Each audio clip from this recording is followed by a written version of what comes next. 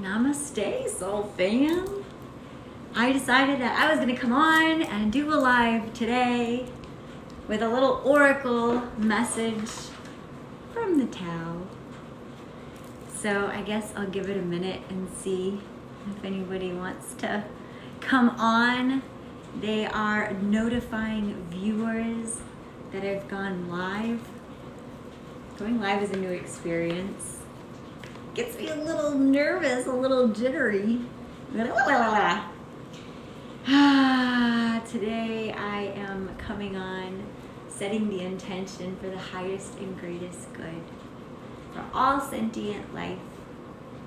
7 times 7 times 7 generations forward and 7 times 7 times 7 generations backward. And today I'm coming on with the intention for the highest and greatest choice.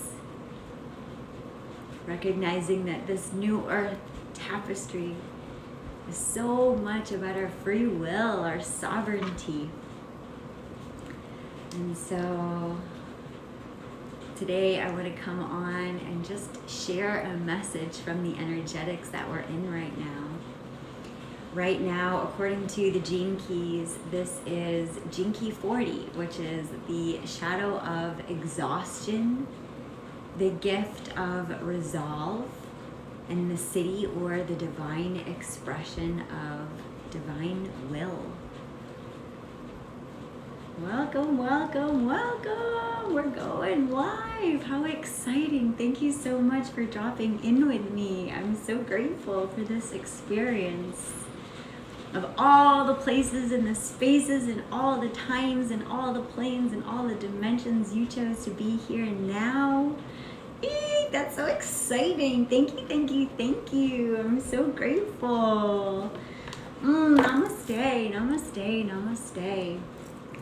Today I wanted to come on and share a Tao Oracle message. Right now, according to the Gene Keys, we're in Gene Key 40, which is the shadow of exhaustion. Maybe you're feeling exhausted or have been feeling a little bit burnt out or noticing maybe a shift, a change in your productivity. This is the gift of resolve.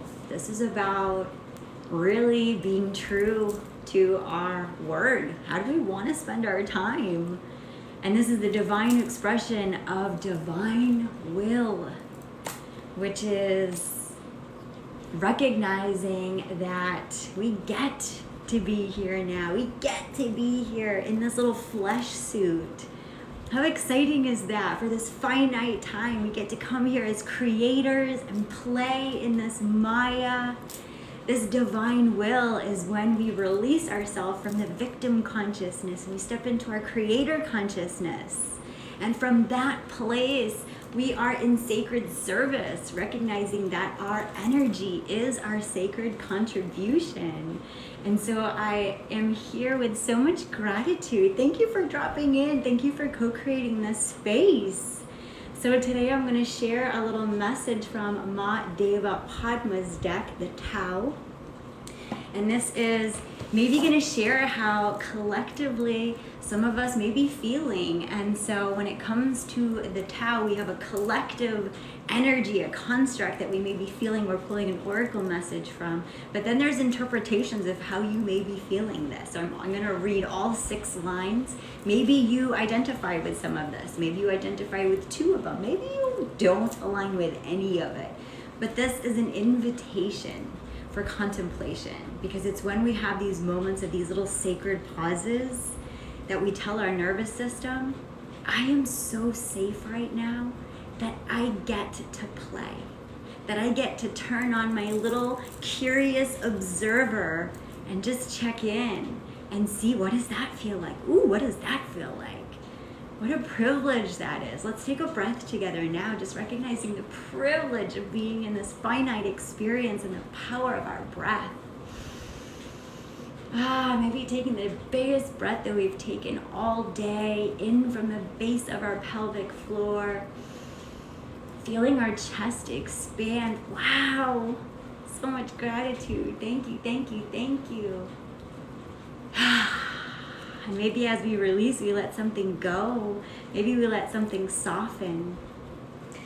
So the I Ching calls this one deliverance. So I'm going to read from this oracle about this genetic expression, and let's just check in. Maybe we feel something about it.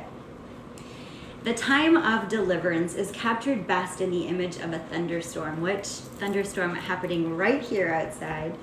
As in nature, when there has been a long dry spell and thunderheads are gathering on the horizon, the time for deliverance is at hand.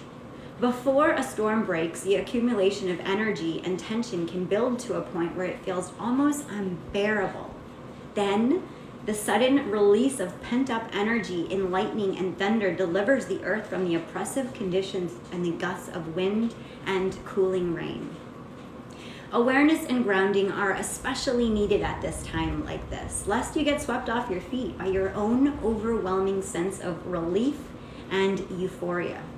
The small, ordinary things in life still need careful and ongoing attention, and taking care of business is the best preventative medicine to ward off the letdown that can often follow such a high. That's not to say it's inappropriate to rejoice or feel unburdened now.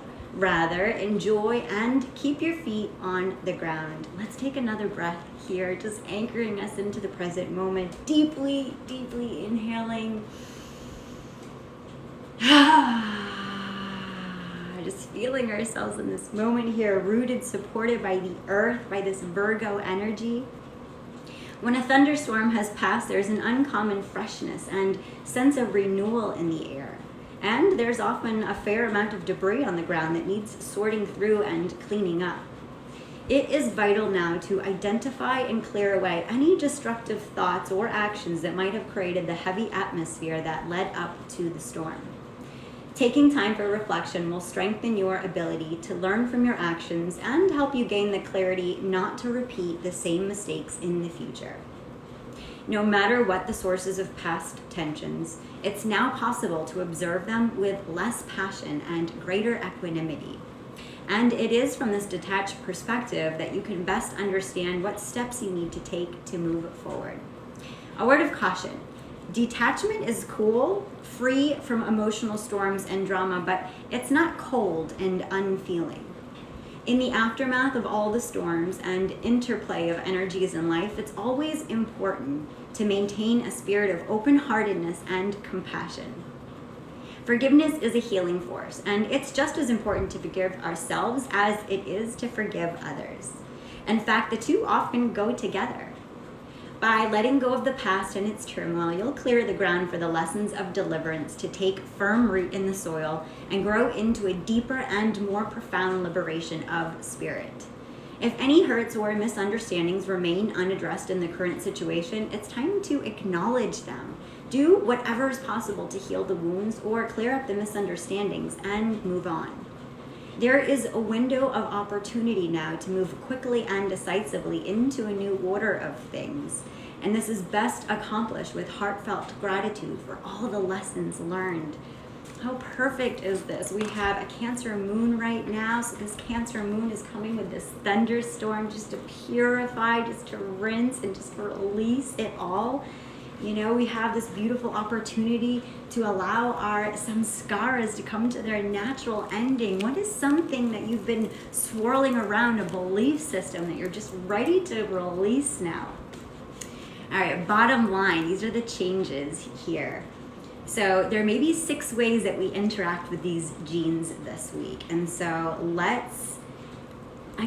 just playing here. We're turning on our observer and we're seeing if maybe there's an oracle message that comes through for you. Here we go. Number 1. One of the ways that nature uses a thunderstorm is to clear away the dead branches and make room for the new to grow. If you are one of those tender young branches who's been struggling to find space to establish yourself on the tree, now is your moment. So Mercury just went direct, baby, in Leo. Okay, now is your moment. Do the thing, say the thing. Line 2, possibly coming up in relationship with something, always, in all ways. We're coming into right relationship. Line 2, the aftermath of a particularly wild storm can either bring out the best or the worst in people as everybody scrambles to find their bearings. The wise will keep their wits about them in the knowledge that once all of the excitement has passed, a newly washed and luminous landscape will reveal exactly where everybody stands. Make sure you're hanging out in a place where you're going to be happy to be seen. Line 3. One of the heady side effects of deliverance from restrictive conditions is that it's easy to get carried away by the sudden sense of liberation. But this is probably not the best moment to launch any grandiose new schemes, nor is it wise to let your head outgrow your hat. Ultimately, the art to learn is how to watch the pendulum swings of life, not to get caught up in the thrill of the ride. And I just have got to say it because it's coming on like an alarm. And I say this playfully. So today, Mercury station's in direct. This doesn't mean that it's the day to sign all the contracts and all the leases and all the big things. It's actually the day to realize like we're making a pivot. And so like if you were like just starting the car, you wouldn't be like, choo! You'd like start the car and be like, all right, we're starting the car. Maybe it's winter time, you're like warming it up. But like after Mercury station's direct, you're like kind of warming up the car like you're in the Northeast. You're not just like, and we're off. So for anybody that's got like a big thing, like can you give it like one day before you're like signing and ready to go? Mercury just stationed direct. So by tomorrow, you may be feeling a little bit different around something that you have been for the last little bit. So I just gotta say that. All right, here we go. Line 4. In reviewing all the factors that created the need for deliverance in the first place, it's important not to take anything for granted. Sometimes what imprisons us is exactly what we cling to for security, whether it's a work environment, a set of comforting routines, or a group of old friends. Make sure you're not trying to hold on to anything that has the potential to grow into a familiar old prison before you begin to spread your wings and fly into the new. Line 5. It might be comforting to think that somebody else can liberate us, but the truth of the matter is that each of us holds the key to deliverance in our own hands. When outside circumstances combine to remind you of your inner freedom, it's both a gift and a provocation. If you expect the door to open magically by itself, you're living in a fantasy. You're gonna have to put that key in the lock and turn it, and then push the door open using your own strength. And top line, line 6. Like the flash of lightning in a dark night, deliverance can sometimes bring just a brief moment of illumination. If you're busy looking at the light show in the sky, you'll miss the opportunity to look around you and take note of the contours of a landscape that has previously been hidden. You'll need to stay present and be alert in order to get all the information you need so that you'll know where to go once the moment has passed. All right, awesome. Thanks y'all for being here. This is really fun.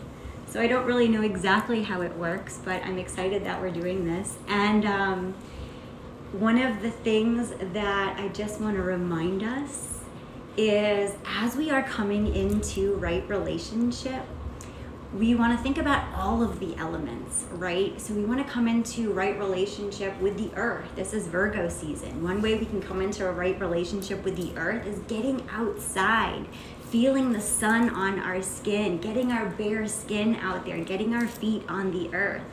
One way that we can really connect and to come into right relationship with fire is getting into our body, is moving, it's exercising, it's dancing, it's singing, it's being courageous. That's one way to get into right relationship with fire.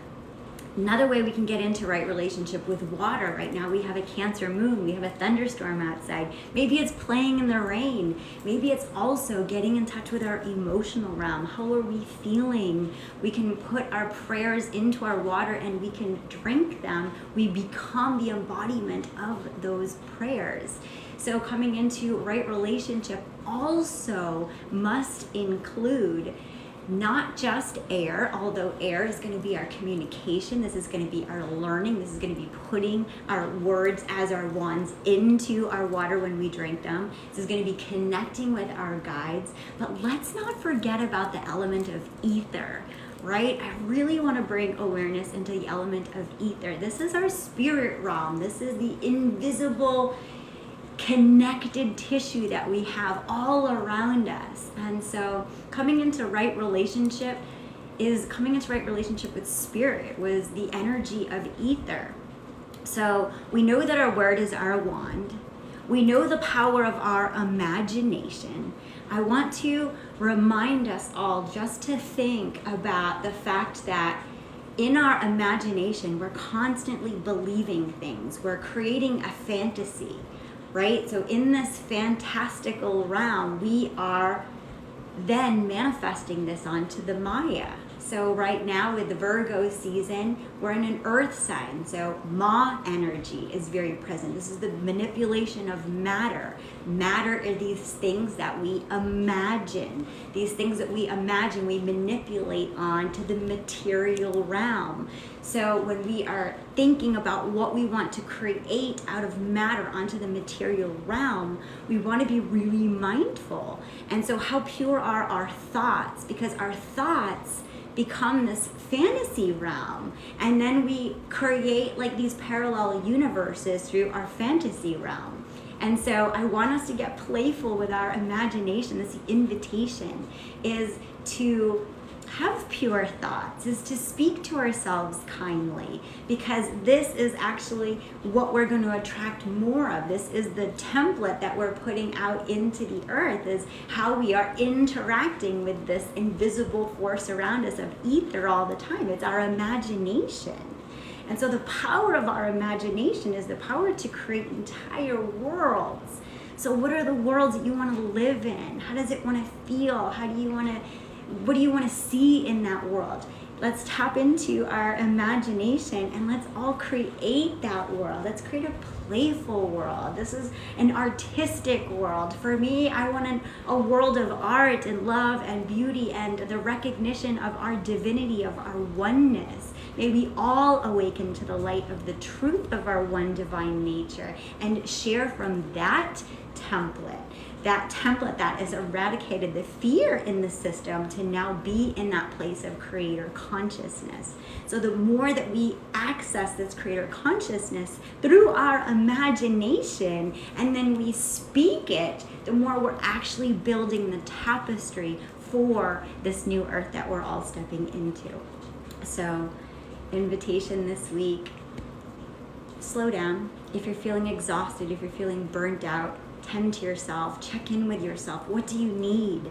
Make sure that you're feeding yourself well, that you're drinking your prayers. Make sure that you're blessing your water with your words.